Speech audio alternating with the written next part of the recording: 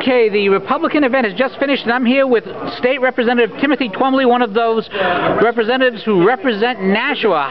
Timothy, what did you think of the event? I thought the event was great. Holy cow was super. We heard from a couple of candidates for governor. One was a stand-in for him, but it was good. I enjoyed listening to him and getting more information that I'm going to need to use to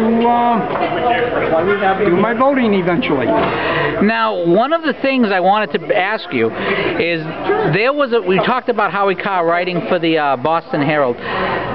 In the Herald a couple of days ago, there was an article suggesting that Senator Ayotte might be, or I should say Ayotte if I'm pronouncing it properly. Oh, it is Ayotte. I got it right. That you'd never know. We call her Ayotte up here. Yeah, well, I'm so shocked that I didn't massacre it. There's word that she might be considered for vice president. What do you think of that idea?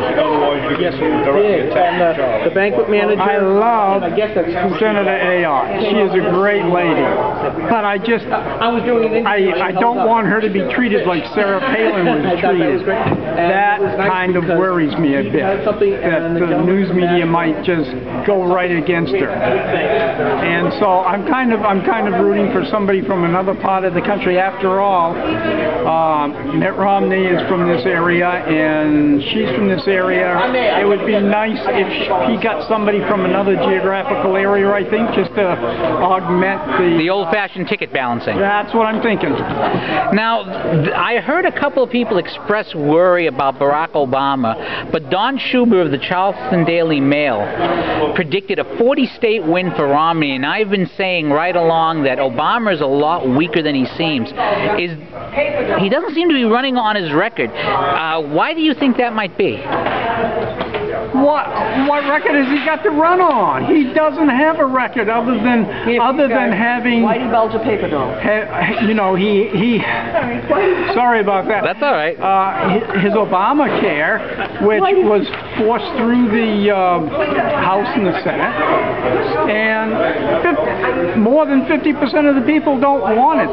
The people of the United States that it's going to affect. Now, you have two different candidates running for your gubernatorial nomination. How confident are you that either one will be able to win the corner office this year?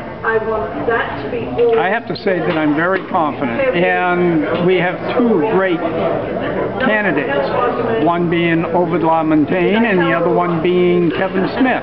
They're both conservative Republicans. They both would do either one would do a great job. So I am rooting for them.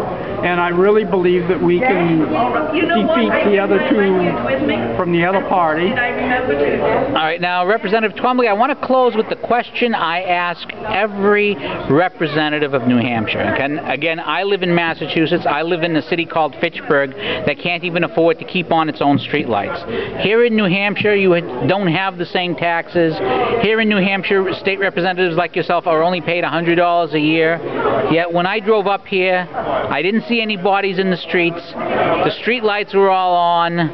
The roads were paved. How do you in New Hampshire manage to have paved roads, street lights, and all of these amenities, and without destruction and death, without paying your state reps $50,000 a year, and without the taxes that Massachusetts charges? What's your secret? Could it be that that's part of the reason that we can do it? We're paid $100 a year. We're not paid $50,000. So there's $50,000 per rep that can go to doing this kind of thing. Or as Howie Carr put it tonight, the interesting thing about coming to New Hampshire is I get to ask people who are politicians, what do you do for a living? I thought that was an excellent line. That was very good. All right, Representative. There is one other thing that I wanted to say. We also, this year, we did something different from what the Democrats have been doing in the past, and that is we established a budget before we ever started doing our allocation in finance. Ways and Means did a budget. We all voted on it at the House of Representatives. That became our fixed bucket that we could use, and then finance went through all the different departments that we have in the state, allocated the money to them. Well, I suggest that you invite Harry Reid over to see what a budget looks like sometime soon. Representative, good idea. Thank you very much. Representative Twombly, thank you very, very much for your time. You're welcome. All right.